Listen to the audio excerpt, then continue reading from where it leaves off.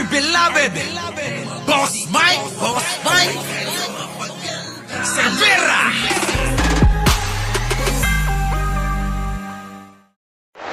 Eto, pasok. Magandang gabi. Up! Tanggalin natin mga kababayan, pakinggan nyo na lang, baka mamaya mag-copyright tayo. Dito tayo. Pakinggan ninyo ha, mga kababayan, makinig. Asan na yun? Ito. Luzon, Visayas at Mindanao. Bistado ang iligal na POGO operation sa isang exclusive residential area sa Clark sa Pampanga na ikinasa kahit may utos ng POGO ban ang Pangulo. 10 Chino ang arestado at inaalam kung konektado sa niraid na POGO sa Bamban at Corac. Nabisto rin ang ibang iligal na kinasangkutan naman ng Chinong nahuli sa Benguet na wanted sa China dahil sa panloloko. Nakatutok si Salima Refran. Exclusive. Itong search warrants ang sabay-sabay sinilbi ng PNP-CIDG sa iba't ibang villa, townhouse at unit sa isang eksklusibong komunidad sa Clark sa Pampanga.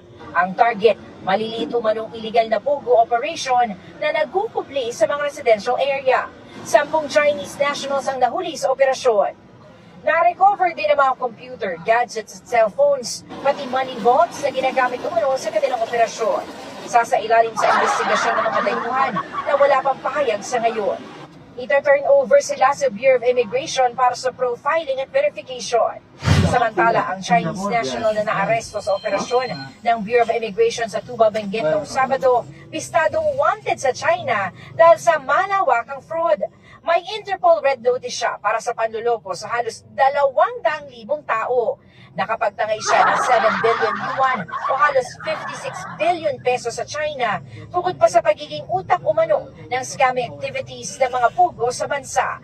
Bago yan ay nabistong gumagamit siya ng peking Cambodian passport. Siya kasi yung kinoconsider namin na pinaka-brain nung POGO operation, yung scamming operation dito sa Pilipinas. Hindi lang isang POGO hub ang sineserbisyohan nito, siya kasi consultant siya ng maraming ng iba't ibang mga POGO hubs. Nasa kustodiya na siya ng Bureau of Immigration at PAO habang isumasa ilalim sa investigasyon. Para sa Narinig nyo? Eto na. Sige na. Bigyan na natin ng reaksyon ha. Narinig nyo naman na. Pasok. Magandang gabi po, Luzon, Visayas at Mindanao. Bistado ang iligal na POGO operation sa isang exclusive residential area sa Clark sa Pampanga. Ayan na, Pampanga na naman! Ano ba meron dyan sa Pampanga? Bakit ba pinupugaran ng mga POGO at mga Chekwa? Ano bang meron at naiinganyo ang mga Chekwa dyan sa Pampanga? Grabe no. Napansin nyo ba, nabawasan na yung mga nagte-text sa inyo na kung ano-ano yung mga sinasabi? Nanalo kayo ng ganyan, meron pang promo na ganito, kailangan daw sundan nyo yung link, pindutin nyo yung link. Nako! Grabe, wag nyo gagawin yan. Sila yun, mga kababayan, sila yun. Kaya, buti naman talaga, pinahinto ni Pangulo, no? Wala na masyado wala na. Sa isang araw Kung 10, meron Ngayon, wala na, Wala na. Na ikinasa kahit may Boss Jim, nandiyan na rin. utos ng POGO ban ang Pangulo. 10 Chino ang arestado at inaalam kung konektado sa niraid na POGO sa Bamban at Corac. Nabisto rin ang ibang iligal na kinasangkutan naman ng Chinong nahuli sa Benguet na wanted sa China dahil nakatutok si Salima Refran. Exclusive. Ayan na! Itong search warrants ang sabay-sabay sinilbi ng PNP-CIDG sa iba't ibang villa, townhouse at unit sa isang eksklusibong komunidad sa Clark sa Pampanga. Ang target, maliliit umanong illegal na POGO operation na nagkukubli sa mga residential area. Grabe no, kita nyo pati mga maliliit Dahil nga sa panawagan ni Pangulo, naihinto na ang mga POGO mula na nagsona, eto na. Inisa-isa na nila. 7 mga search warrant ang pinalabas ng ating kinauukulan para halughugin itong mga unit diyan, mga bahay-bahay diyan sa Pampanga, sa Clark. Grabe, oo, may Geronimo. O kaya, ito na nangyari, mga kababayan. Marami namang nahuli. 10 Chinese nationals ang nahuli sa operasyon. Na-recover din naman Ay, grabe, 10 ha. 10 Chinese national, Chekwa. O, eto pa, may bolt pa. Siguro puno ng pera yan. Kasi alam nyo, mga kababayan, grabe daw talaga ang kitaan dyan. Oo, para daw gripo ang pera dyan eh. Tuloy-tuloy ang pagtulo ng pera. ang computer, gadgets at cellphones, pati money vaults na ginagamit umano sa kanilang operasyon. Sasailalim sa investigasyon ng mga dayuhan na wala pang pahayag sa ngayon. O syempre, hindi pa magsasalita yan. Kailangan pa sigurong kumuha ng abogado tulad ni Roque. Kunin nyo na si Roque bago pa madisbar. Oo, kunin nyo na si Roque bago pa madisbar. Piece of pie, Nida Akpal, Anan Yada, shoutout po, di ba? Oo, MYR, Kuya Bay, Mami Lou. Oy, mga kababayan! Bad Gorilla. Oo, inaantay pa si Barney. Kunin nyo ng abogado. Malamang naman, wala namang ibang kukuning abogado yan. Di ba? Mukhang abogado ng mga pogo itong si Rocky talaga no? Ita-turn over sila sa Bureau of Immigration para sa profiling at verification. Samantala, ang Chinese national na naaresto sa operasyon ng Bureau of Immigration sa Tuba, Benguet noong Sabado, pistadong wanted sa China dahil sa malawakang fraud. May Grabe, no? Furious Protector, Ninitas Vlog. Grabe!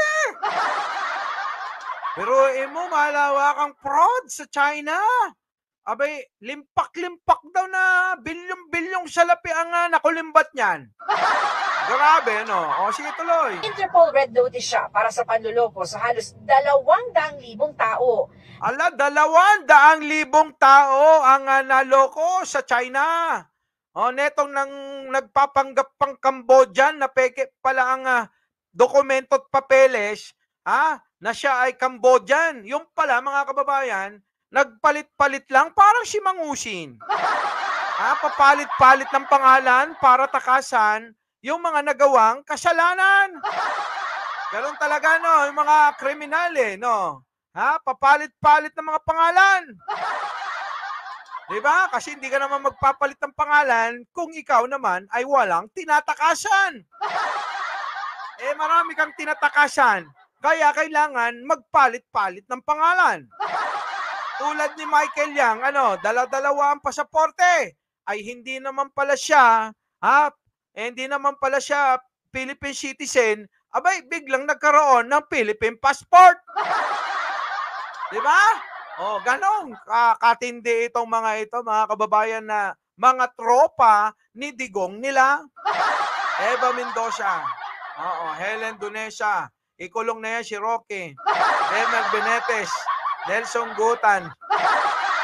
Si Naida Baryon. Opo, umamin din si Roque. Na siya ang may-ari. Oo, paikot-ikot pa. Umamin naman talaga Nakapagtangay siya ng 7 billion yuan o halos 56 billion pesos sa China. Grabe, no? 56 billion piso. Mga kababayan, ang dami nun. Hindi kaya yun yung mga pumapasok sa account ni Alice Go? Na nadiskubre ni Sherwin Gatchalian? Grabe!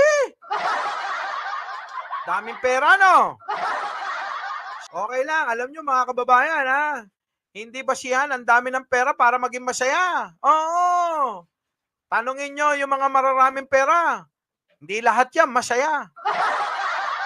Oo, ako masaya ako. Magkaroon lang ako ng isang Jen Angeles, okay na. Di ba? Masaya na. Saan ka pa? Di ba? Ganun yun. Di ba paring Danny? Pasok. Bukod pa sa pagiging utak umano ng scamming activities ng mga pugo sa bansa. Bago yan ay nabistong gumagamit siya ng peking Cambodian passport. Ayan na nga. Gumagamit. Regine Gimpayan. Cesar Maltiso. Sa inyo pong lahat ng mga bagong dating.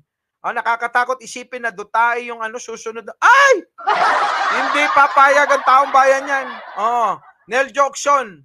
Siya kasi yung kinoconsider namin na pinaka-brain nung Pogo operation, yung scamming operation dito sa Pilipinas. Hindi lang Oh, siya pala, ha?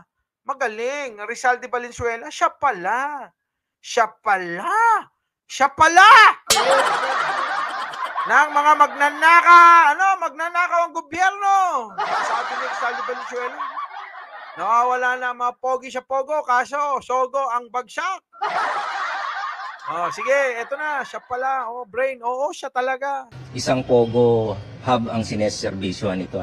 Siya kasi consultant siya ng maraming, ng iba't ibang mga Pogo hubs. Nasa kustodiyan na siya ng Bureau of Immigration at PAO habang isumasa ilalim sa investigasyon. Para Ay!